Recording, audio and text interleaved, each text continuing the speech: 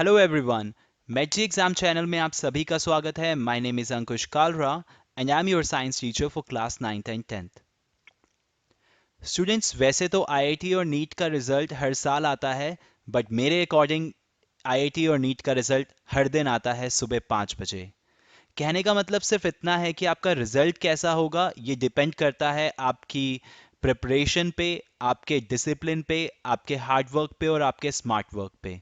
तो मैं उम्मीद करता हूँ कि आप सब हार्ड वर्क करते रहेंगे, स्मार्ट वर्क करते रहेंगे, कंटिन्यूअसली तैयारी करते रहेंगे बहुत अच्छे से, और आगे जाके आईआईटी या नीट का एग्ज़ाम ज़रूर क्लियर करेंगे। आज हम physics class 10 chapter 10 light reflection and refraction का पार्ट 9 देखेंगे। आज जो हम टॉपिक्स कवर करने वाले हैं वो लेंसेज है एंड इमेज फॉर्मेशन।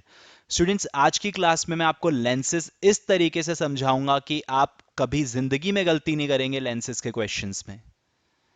तो चलिए शुरू करते हैं। शुरू करने से पहले जो हमने लास्ट क्लास में पढ़ा उससे रिलेटेड एक क्वेश्चन देख लेते हैं। This is a bonus question from previous year. वैसे तो फ्री में कुछ नहीं मिलता, पर हम वीडियो के साथ साथ फ्री में क्वेश्चंस भी देते हैं। ये क्वेश्चन दिल्ली का लॉन्ग आंसर टाइप क्वेश्चन है और बहुत ही इंपॉर्टेंट भी है, और ये पिछली वीडियो में जो हमने टॉपिक्स किए थे उससे रिलेटेड है। सो क्वेश्चन को रीड करते हैं। सो क्वेश्चन को इजी करने के लिए हम क्या करते हैं, क्वेश्चन को 3 पार्ट्स में डिवाइड कर लेते हैं। पहला पार्ट हम यहाँ से यहाँ तक रखेंगे, दूसरा पार्ट हम यहाँ से लेकर यहाँ तक रख लेंगे, और तीसरा पार्ट हम ये रख लेंगे जो कि एक न्यूमेरिकल भी है। सो फर्स्ट पार्ट में वो कह रहा है, state the law of refraction of light that defines the refractive index of a medium with respect to the other. यानी कि हमें उस लॉ ऑफ रिफ्रैक्शन की बात करनी है जो रिफ्रैक्टिव इंडेक्स को डिफाइन करता है। हमने दो लॉज ऑफ रिफ्रैक्शन पढ़े थे, और जो लॉ ऑफ रिफ्रैक्शन आपका रिफ्रैक्टिव इंडेक्स को डिफाइन करता है वो है Snell's law. So Snell's law says the ratio of sine of angle of incidence to the sine of angle of refraction is always constant। यानी कि sin I over sine R, इनका ratio हमेशा constant रहेगा, और इसी constant को तो हम कहते हैं रिफ्रैक्टिव इंडेक्स। सो अगर इसे मैथमेटिकली हमें डिनोट करना है तो हम ऐसे करेंगे, sine I upon sine R is a constant which is equal to n. N is refractive index, and we are saying n21, it means refractive index of medium 2 with respect to medium 1। So second medium का refractive index first medium के respect में, and यही नीचे लिखा हुआ है refractive index of second medium with respect to first medium, इसे ही n21 कहते हैं। कई बुक में ये ऐसे दे रखा होगा n21, एंड कई बुक्स में ऐसे दे रखा होगा n21। सो मतलब एक ही है। सो हमने इसे मैथमेटिकली भी रिप्रेजेंट कर दिया और लॉ ऑफ रिफ्रैक्शन भी बता दिया कौन सा है। सो अब इसका सेकंड पार्ट देखते हैं। So second part says how is refractive index of any medium A with respect to a medium B related to the speed of propagation of light in two media A and B. तो अगर दो medium है, एक medium ए है और एक medium B है, सो जो आपका रिफ्रैक्टिव इंडेक्स है वो ए का बी की रिस्पेक्ट में कैसे वेरी करेगा या कैसे रिलेट करेगा with respect to the speed in two medium. जैसे यहाँ पे स्पीड है फर्स्ट मीडियम में v1 और सेकेंड मीडियम में स्पीड है v2 लाइट की, तो कैसे जो मीडियम ए का रिफ्रैक्टिव इंडेक्स है और जो मीडियम बी का रिफ्रैक्टिव इंडेक्स है वो कैसे इस स्पीड से रिलेट करेगा। So refractive index of medium A with respect to medium B is represented by NAB। यानी कि ये तो हमें पता ही है कि NAB का मतलब है refractive index of medium A with respect to medium B, क्योंकि जब हमने N21 की बात की थी तो हमने बोला था refractive index of medium 2 with respect to 1 है ये। तो NAB will be refractive index of A with respect to B। और अगर आपको फॉर्मूला याद हो, एन ए बी जो होगा वो आपका होगा speed of light in medium B upon speed of light in medium A, because N is inversely proportional to velocity होता है। तो अगर हम एन ए बी बोल रहे हैं यानी कि first A with respect to B, तो ऊपर बी की स्पीड आएगी और नीचे ए की स्पीड आएगी। बी पे स्पीड है वी बी और you can say V two, और ए पे स्पीड है V A, so it will be N A B will be equal to V B by V A. उसके बाद जो सेकंड क्वेश्चन है वो ये है कि state the name of this constant when one medium is vacuum और air.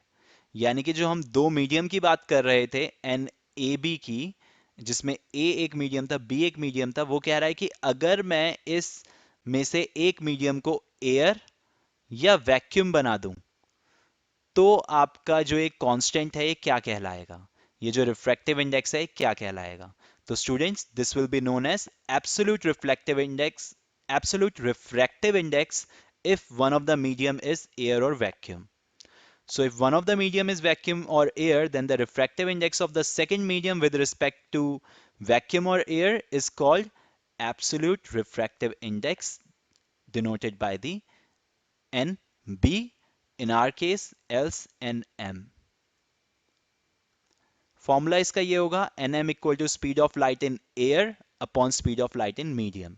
क्योंकि लेट्स से हमने आपका जो मीडियम बी है उसे एयर रख दिया, तो जो वी बी है उसकी जगह हम सी डाल देंगे, वी ए की जगह आपका वी ही रहेगा, तो आपका एन ए बी यानी कि एन ए जिसे कहेंगे वो आपका सी बाय वी हो जाएगा। तो formula will be C by V, N equal to C by V. अब इसका थर्ड पार्ट देखते हैं। It says refractive index of glass and water with respect to vacuum are 3 by 2 and 4 by 3 respectively। यानी कि refractive index कह लो या indices, बात एक ही है। ग्लास और वाटर का दे रखा है, एक का 3 बाई 2 एक का 4 बाई 3, और लाइट में स्पीड दे रखी है आपकी, सॉरी लाइट की स्पीड दे रखी है आपकी ग्लास में 2 × 10⁸ ये थोड़ा गलत है, 2 × 10⁻⁸मीटर पर सेकेंड होगा। एंड आपको लाइट की स्पीड निकालनी है वैक्यूम में और वाटर में। तो पहले लिख लेते हैं क्या क्या दिया हुआ है और क्या क्या निकालना है। सो आपको एन जी दे रखा है 3/2, यानी कि refractive index of glass, and W refractive index of water दे रखा है 4/3, वेलोसिटी इन ग्लास दे रखी है 2 × 10⁸ मीटर पर सेकेंड। आपको स्पीड ऑफ लाइट निकालनी है इन वैक्यूम, जिसे हम सी से भी डिनोट करते हैं, या आप वी भी बोल सकते हैं। वी वी थोड़ा अजीब सा लगेगा, वेलोसिटी इन वैक्यूम, जैसे हमने वेलोसिटी इन ग्लास लिखा था, तो वी वी तो थोड़ा अजीब लगेगा, इसलिए हम सी लिख लेते हैं। और दूसरा आपको निकालना है वी डब्ल्यू, यानी कि वेलोसिटी या फिर speed of light in water. So formula अगर आपको याद हो तो N G equal to C by V, यानी कि speed of light in glass is equal to C by V. हम मान लेंगे कि पहला केस है जिसमें ग्लास टू आपका एयर जा रहा है या वैक्यूम जा रहा है, तो एन जी का सीधा सीधा फॉर्मूला होगा सी बाय वी, क्योंकि एन जी आपका एब्सोल्यूट रिफ्रैक्टिव इंडेक्स है। ओके, सो एन जी को सी बाय वी लिख के हम वैल्यूज पुट करके स्पीड ऑफ लाइट की वैल्यू निकाल लेंगे 3 × 10⁸, जो कि बिल्कुल सही है। और अब हमें निकालनी है speed of light in vacuum, तो वो भी देख लेते हैं। सो सॉरी, वैक्यूम का तो ये है, अब हमें निकालनी है speed of light in water. So आपको पता है कि एन डब्ल्यू जो होता है वो सी बाय वी डब्ल्यू होता है, ये भी आपका क्या कहते हैं एब्सोल्यूट रिफ्रैक्टिव इंडेक्स है। तो एब्सोल्यूट रिफ्रैक्टिव इंडेक्स जो आपको दे रखा था उसका फॉर्मूला हमेशा सी बाय वी होता है, तो एन डब्ल्यू है तो नीचे वी डब्ल्यू होगा। वैल्यू पुट करेंगे, आंसर आ जाएगा वी डब्ल्यू इज दिस, यानी कि आपकी speed of light in water होगी ये।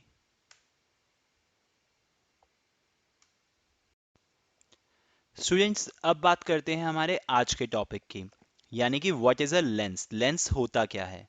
सो a lens is a transparent material bound by two surfaces out of which one of both surface are spherical form a lens।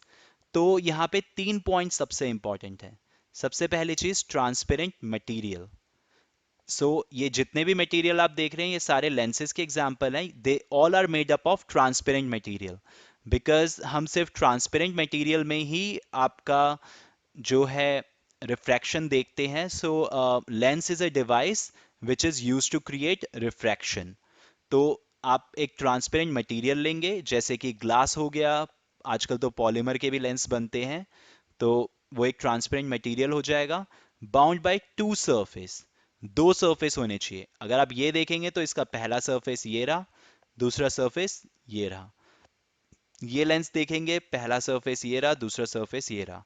ऐसे हर lens के दो surface हैं, and out of which one और both the surfaces are spherical. तो at least यहाँ पे one surface आपका spherical होना चाहिए।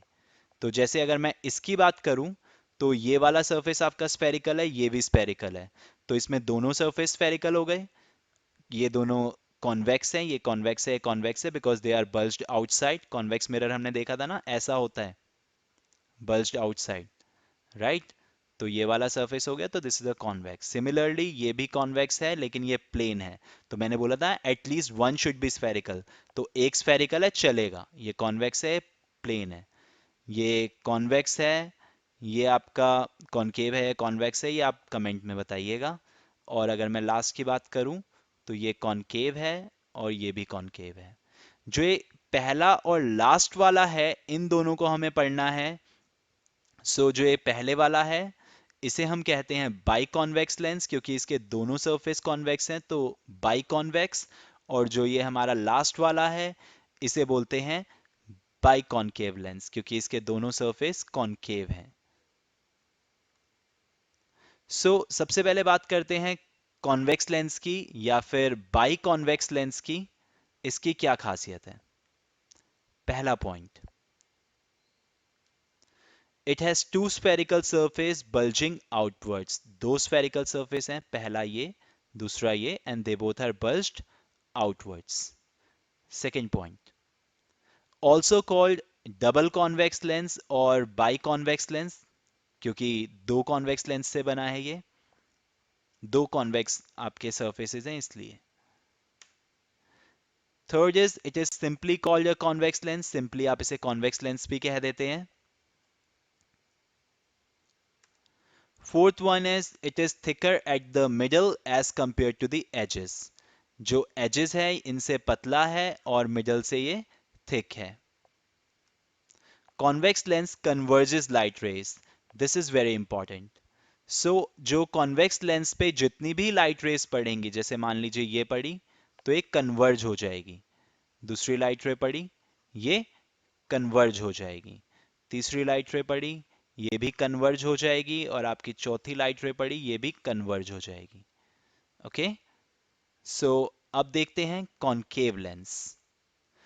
कॉनकेव लेंस में आपका पहला पॉइंट है two spherical surface curved inward. ये आपका पहला सरफेस है, ये दूसरा सरफेस है, and they both are curved inwards. Also called double convex concave lens और bi concave lens. It is simply called concave lens, इसे कॉनकेव लेंस भी कह दिया जाता है। It is thicker at the edges than the middle. ये वाला आपका एजेस से थिक होगा और जो मिडल है उससे थिन होगा। Concave lens diverge light rays, ये भी इंपॉर्टेंट है।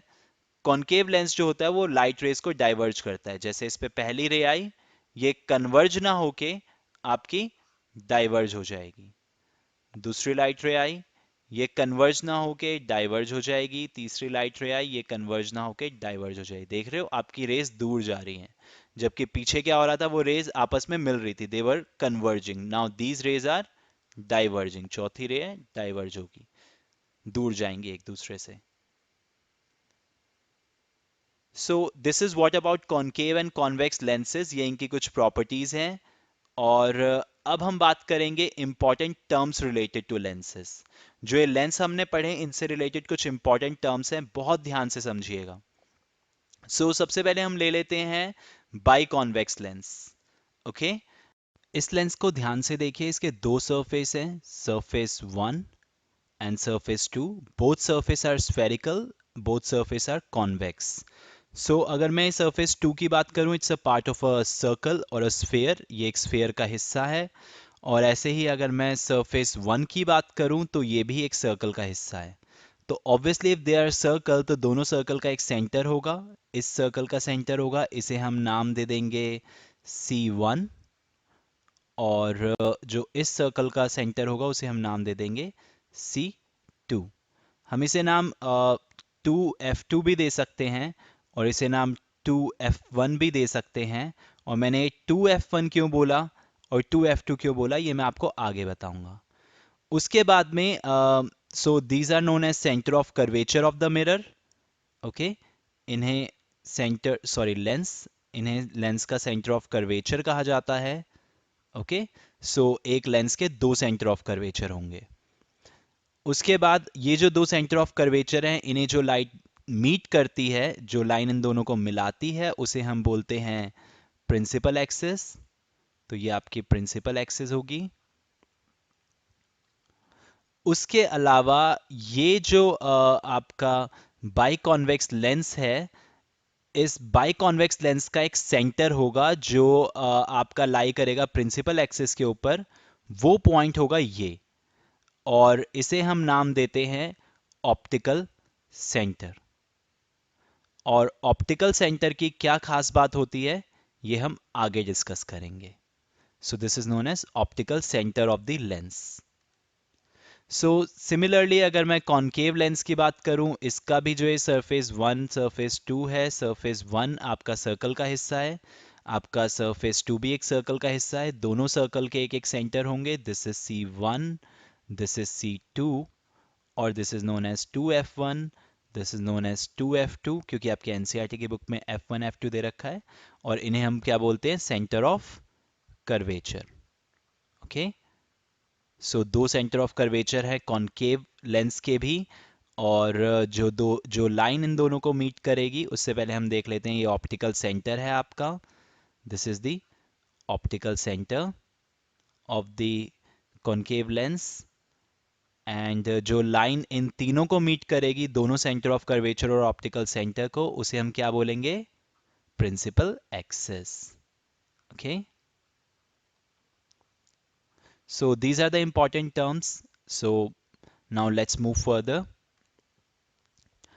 अब हम बात करते हैं principal focus of convex lens की। कॉन्वेक्स लेंस का प्रिंसिपल फोकस क्या होता है। तो स्टूडेंट्स ध्यान से देखिए, लेट्स से ये एक बाय कॉन्वेक्स लेंस है। इससे हम एक लाइट रे इस पे फॉल कराएंगे जो कि पैरेलल है प्रिंसिपल एक्सिस के। So this is the light ray which is parallel to the principal axis. So after striking on the convex lens, it will converge like this. तो ये आपकी कन्वर्ज हो जाएगी और आपके प्रिंसिपल एक्सिस के एक पॉइंट पे टच करेगी। वो पॉइंट है ये। ओके, इसी तरह एक और पैरेलल रे लेते हैं प्रिंसिपल एक्सिस के। ये भी आपकी डाइवर्ज होगी, सॉरी कन्वर्ज होगी, और सेम पॉइंट पे जाके मिलेगी प्रिंसिपल एक्सिस के। एक और रे ले लेते हैं पैरेलल, ये भी आपकी कन्वर्ज होगी और सेम पॉइंट पे मिलेगी। फोर्थ पैरेलल रे ले लेते हैं, ये भी आपकी कन्वर्ज होगी और इस पॉइंट पे मिलेगी।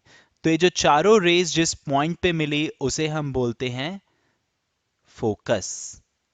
क्या बोलते हैं, फोकस। और जो ये आपका कॉन्वेक्स लेंस का ऑप्टिकल सेंटर है, इससे आपका जो फोकस का डिस्टेंस है, उसे हम क्या बोलेंगे, फोकल लेंथ।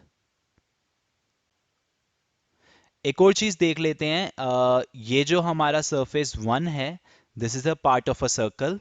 तो इस सर्कल का सेंटर लेट्स से यहां पे होगा। ओके, सी, जिसे हम C2 हमने नाम दिया था पीछे। तो अगर आप ध्यान से देखेंगे, तो जो यहां से यहां तक का डिस्टेंस है, यानी कि जो हमारी फोकल लेंथ है, और जो यहां से यहां तक का डिस्टेंस है, वो दोनों इक्वल होंगे। तो इसलिए हम इसे क्या बोलते हैं, ट्वाइस ऑफ एफ। तो अगर ये F2 है, so this will be twice of F2। अब समझे क्यों हम इसे 2F2 बोलते हैं, because this is twice of this. तो जो आपका, दोबारा बता रहा हूं, ऑप्टिकल सेंटर से इस पॉइंट का डिस्टेंस होगा फोकस का, उतना ही फोकस से आपका सेंटर ऑफ कर्वेचर का डिस्टेंस होगा, यानी कि जो इस सर्कल का सेंटर है। ओके,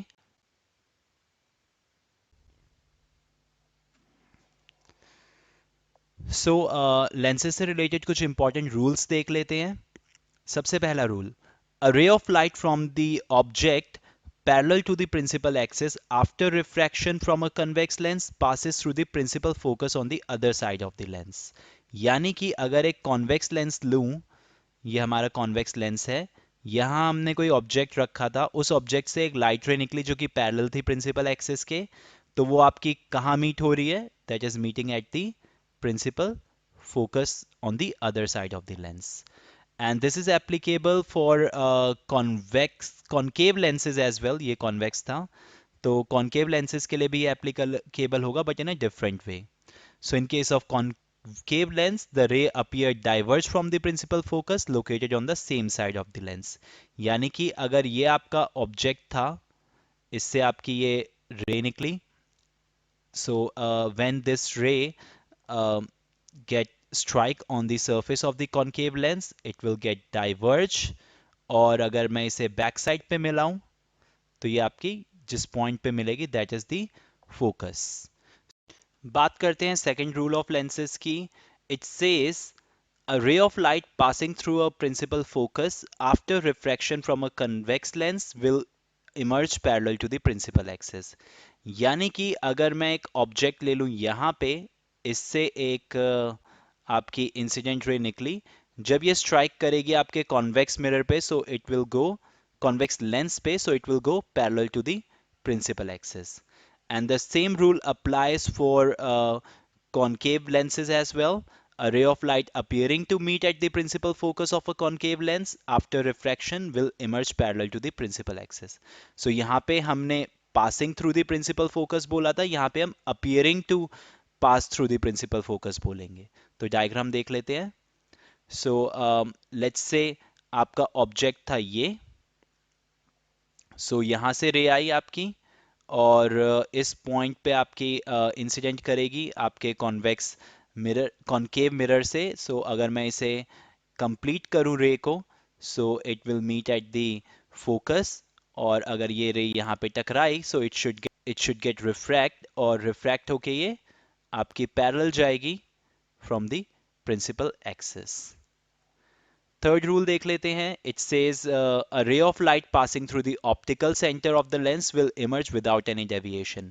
स्टूडेंट्स, मैंने आपको कहा था ना, ऑप्टिकल सेंटर की एक खासियत होती है, वो यही खासियत है कि कोई भी रे ऑफ लाइट जो ऑप्टिकल सेंटर से पास करेगी, वो बिल्कुल भी रिफ्रैक्ट नहीं होगी, वो ना कन्वर्ज होगी ना डाइवर्ज होगी, वो अपने रास्ते से बिल्कुल भी डेविएट नहीं करेगी, सीधी सीधी चली जाएगी. जैसे मान लीजिए ये रे है, ये सीधी जाएगी, ये रे है, ये सीधी जाएगी, ये रे है, ये सीधी जाएगी. जो भी रे आपकी ऑप्टिकल सेंटर से आप पास कराएंगे, that will go straight without any deviation. ये हमारा बाई कॉन्वेक्स लेंस है. अब हम इसका इमेज फॉर्मेशन पढ़ेंगे, और इमेज फॉर्मेशन पढ़ने से पहले हम ये बाई कॉन्वेक्स की जो प्रिंसिपल एक्सिस है, इस पे जो हम पॉइंट्स लेते हैं वो देख लेते हैं. सबसे पहला पॉइंट लेंगे हम ऑप्टिकल सेंटर यानी कि O. दूसरा पॉइंट लेंगे हम F2, बिकॉज ये फोकस है तो नोन एज F2. अगला पॉइंट लेंगे हम F1, क्योंकि ये दूसरे वाले लेंस का आपके फोकस है, इस वाले का, सो F1. और अगर ये F1 है और ये F2 है, तो एक पॉइंट होगा twice of F2 which is the centre of the आपका जो सेकंड लेंस है, इसका सेंटर होगा, इसका जो स्फीयर होगा ना, उसका सेंटर होगा ये. और this is twice of F2 as well. और सिमिलरली जो ये फर्स्ट वाला आपका सर्कल है, इस सर्कल का जो सेंटर होगा वो ट्वाइस ऑफ F1 होगा, यानी कि F1 का डबल होगा, और उसे हम 2F1 लिखेंगे. सो इसे मैंने लेबल कर लिया है पहले ही. और अगर मैं सबसे पहले ऑब्जेक्ट को क्या करूँगा, इन्फिनिटी पे रखूँगा और देखूँगा इमेज कहाँ बन रही है. फिर मैं ऑब्जेक्ट को रखूँगा आपका बिट बियॉन्ड 2F1 यानी कि बियॉन्ड C, और फिर मैं ऑब्जेक्ट को रखूँगा आपके C के ऊपर. ऐसे करके मैं और पास ले आऊँगा, फिर मैं रख दूँगा इसे C और F के बीच में. फिर मैं और पास ले आऊँगा, फिर मैं इसे F1 पे रख दूँगा. फिर मैं और पास ले आऊँगा, फिर मैं इसे रख दूँगा F1 और ऑप्टिकल सेंटर के बीच में. और हर केस में मुझे ये देखना है कि मेरा इमेज फॉर्मेशन कहाँ हो रहा है. सो पहला केस देखते हैं, जहाँ इमेज इन्फिनिटी पे रखी थी, चलिए उस केस को छोड़ देते हैं, उसे बाद में करेंगे क्योंकि वो केस थोड़ा इम्पॉर्टेंट है और उसमें कुछ स्पेशल चीज़ें भी हमने देखनी है।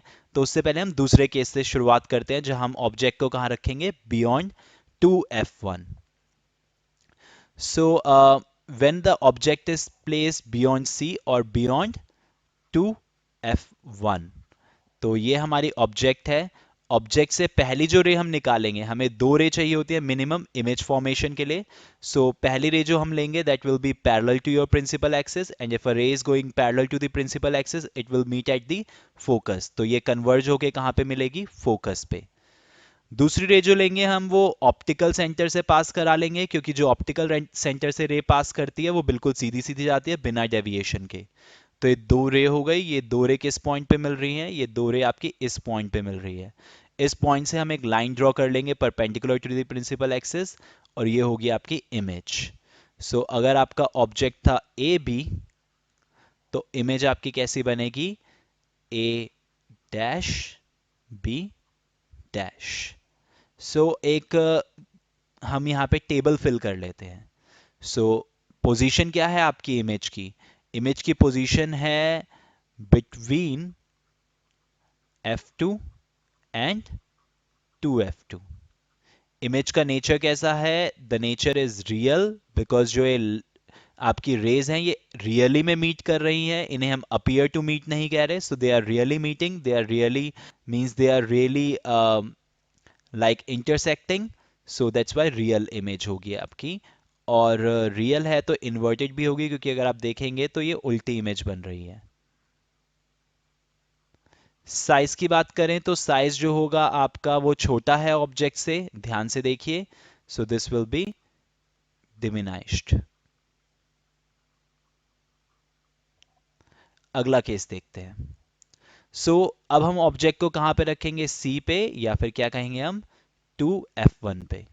तो जो हम 2f1 पे रखते हैं तो पहली रे जो हम लेंगे वो होगी आपकी parallel to the principal axis, and if the ray is parallel to the principal axis it will refract and meet at focus. So refract होके आपकी फोकस से पास होगी। दूसरी रे जो होंगी हम वो पैरेलल टू ऑप्टिकल सेंटर ले लेंगे, और ऑप्टिकल सेंटर से पैरेलल लेंगे तो वो सीधी सीधी जाएगी विदाउट एनी डेविएशन। अब ये जो दोनों रे है, ये डेविएटेड रे, ये आपकी कहाँ पे मिली, ये इस पॉइंट पे मिली, इस पॉइंट पे। इस पॉइंट से हम एक लाइन ड्रॉ कर लेंगे, and that line will be perpendicular to the principal axis, ये आपकी इमेज होगी। अगर ऑब्जेक्ट आपका ये ए बी है तो इमेज आपकी ए डैश बी डैश होगी।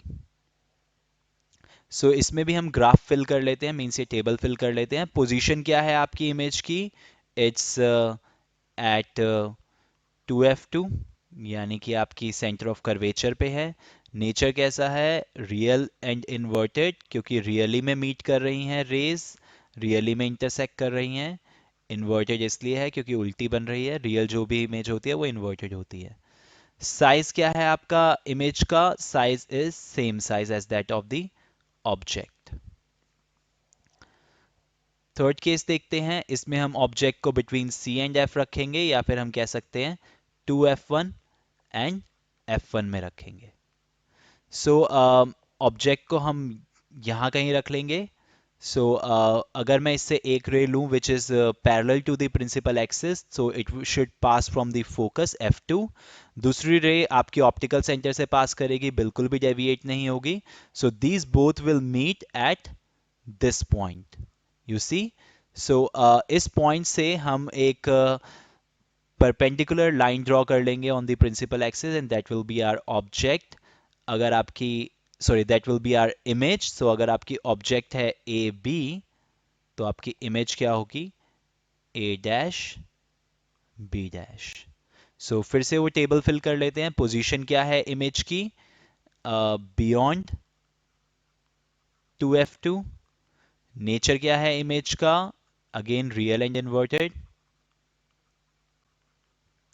साइज क्या है इमेज का, साइज इज मैग्नीफाइड, यानी कि एनलार्ज्ड, बड़ी बन रही है ना इमेज ऑब्जेक्ट से, सो दैट्स व्हाई। अगला केस देख लेते हैं, इसमें हम ऑब्जेक्ट को फोकस पे रखेंगे, ये एक इंपॉर्टेंट पॉइंट है। तो ऑब्जेक्ट को यहां रखिए, और पहली ray parallel to the principal axis, it will refract and meet at F2, so F2 से पास करेगी, दूसरी रे ऑप्टिकल सेंटर से पास करा देंगे, so you see both these rays are parallel. So parallel rays कहीं पे भी नहीं मिलती, but as per maths infinity एक ऐसी जगह है जहां पे पैरेलल रेज भी जाके मिल जाएंगी। So they will meet at infinity. Infinity से अगर मैं यहाँ पे आपकी इमेज बनाऊंगा तो बहुत ही ज़्यादा बड़ी बनेगी। तो टेबल फिल कर लेते हैं। सो पोजीशन क्या है इमेज की? इमेज आपकी बनेगी इन्फिनिटी पे, क्योंकि वहीं पे आपकी आपकी ये दोनों रेज हैं जाके मीट करेंगी, पैरेलल रेज। नेचर क्या होगा? फिर से रियल इन्वर्टेड होगा, ओके, क्योंकि रेज रियली में मीट हो रही हैं एट इन्फिनिटी और इन्वर्टेड होंगी। साइज क्या होगा? साइज हाईली मैग्नीफाइड होगा। हाईली मैग्नीफाइड क्यों होगा हम जानते हैं, क्योंकि इमेज बहुत ज्यादा बड़ी बनने वाली है। ये था एक इंपॉर्टेंट केस।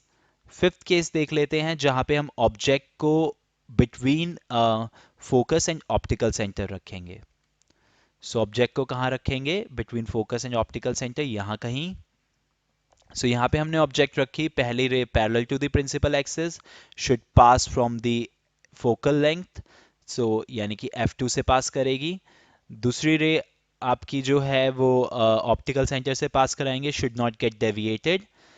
देख रहे हैं आपकी ये डेविएट नहीं हुई, और ये जो दोनों रे हैं ये एक दूसरे से दूर जा रही हैं, तो यहाँ तो कहीं नहीं मिलेंगी। What we have to do, we have to complete them here. तो हम पीछे से कंप्लीट करेंगे इन्हें। तो पहली रे को कंप्लीट करेंगे, ये यहाँ कहीं जाएगी। इस वाली रे को कंप्लीट करेंगे, ये यहाँ कहीं जाएगी। से दो the both will meet here, और यहाँ पे अगर हम इमेज बना लेंगे तो ये हमारी इमेज होगी। तो अगर ये ऑब्जेक्ट ए बी है, इमेज होगी ए डैश बी डैश। यहाँ ध्यान से देखिएगा, टेबल को बहुत ध्यान से फिल करना है। पोजीशन क्या है? It's in front of the lens, आपकी एट 2F1 पे बन रही है आपकी पोजीशन। और आपका नेचर कैसा है? Nature is virtual and erect. Virtual क्यों बोला हमने? क्या ये दोनों रेज एक्चुअल में मीट कर रही हैं? नहीं, ये दोनों रेज अपीयर टू मीट है। पीछे से हमने कंप्लीट किया तो मीट कराया, this is appearing to meet, that's why they are virtually meeting. और वर्चुअल है तो इरेक्ट है, क्योंकि अगर आप देखेंगे इमेज आपकी सीधी बन रही है। ए ऊपर था, इसका ए डैश ऊपर है, सिर ऊपर है, पैर अपनी जगह पे है। साइज की बात करें तो साइज जो है आपका वो एनलार्ज्ड है, बड़ा साइज है। इसके अलावा सिक्स्थ केस और देख लेते हैं, लेकिन उससे पहले हम एक चीज नोटिस करेंगे। नोटिस हमें ये करना है, अगर आप देखें पहले केस में जहां हमने ऑब्जेक्ट को रखा बियॉन्ड 2F1, तो इमेज कहां बनी? Before 2F2। Okay, image object से छोटी थी, फिर हम इसे राइट साइड मूव करते गए ऑब्जेक्ट को, तो हम 2F1 पे ले आए, तो हमारी इमेज यहां पहले बनी थी ना, तो अब यहां बन गई, तो इमेज भी राइट साइड में शिफ्ट हुई। पहले इमेज का साइज छोटा था, अब इमेज का साइज बराबर है। तीसरा केस देखते हैं जो हम इसे और राइट शिफ्ट करेंगे बिटवीन 2F1 एंड F1। तो तीसरे केस में जो हम इसे 2F1 और F1 के बीच में ले आए, तो जो हमारी इमेज है जो पिछली बार यहां बनी थी, वो अब आपकी और ज्यादा राइट में शिफ्ट हो गई, तो वो अब यहां पे बनी। और पहले इमेज इक्वल बनी थी, उससे पहले छोटी बनी थी, अब इमेज बड़ी बन गई है ऑब्जेक्ट से। फोर्थ केस देखते हैं। फोर्थ केस में हमने ऑब्जेक्ट को और राइट में शिफ्ट किया, पहले बिटवीन 2F1 एंड F1 रखा था, अब F1 पे रख दिया। इमेज हमारी और ज्यादा राइट में शिफ्ट हो गई, बियॉन्ड 2F2 बनी थी पहले, अब तो इन्फिनिटी पे जाके बन गई, और इमेज और ज्यादा, बहुत ही ज्यादा बड़ी बन गई, हाईली एनलार्ज्ड। फिफ्थ केस तो थोड़ा उल्टा है, क्योंकि इसमें जो ऑब्जेक्ट है हमने और ज्यादा राइट में शिफ्ट की, लेकिन इमेज अब इन्फिनिटी से दूर कहाँ ही जाएगी, तो इमेज क्या हो गई? पीछे की तरफ बन गई।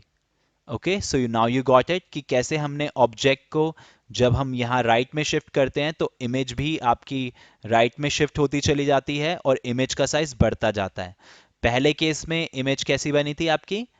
छोटी बनी थी। दूसरे केस में इमेज सेम साइज की। तीसरे केस में आपकी एनलार्ज। चौथे केस में इन्फिनिटी पे बनी थी, हाईली मैग्नीफाइड। और पांचवें केस में तो हमें बियॉन्ड बनानी पड़ी, क्योंकि चौथे केस में जब इन्फिनिटी पे बन गई थी तो उससे दूर कहाँ लेके जाते, राइट? अब एक सिक्स केस देख लेते हैं जो हमें डिस्कस करना था, हमने डिस्कस नहीं किया। That is when object is placed at infinity. Object हमने इन्फिनिटी पे रखी, इन्फिनिटी से एक पैरेलल रे ले लीजिए।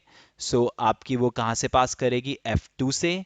दूसरी पैरेलल रे ले लीजिए, इन्फिनिटी से आई तो वो कहां पे पास करेगी, F2 पे। यहां पे आपकी इमेज बनेगी। तो चलिए टेबल फिल कर लेते हैं। पोजीशन क्या है इमेज की, एट F2। नेचर क्या है, यहां तो वर्चुअल है रियल है, नेचर रियल ही होगा।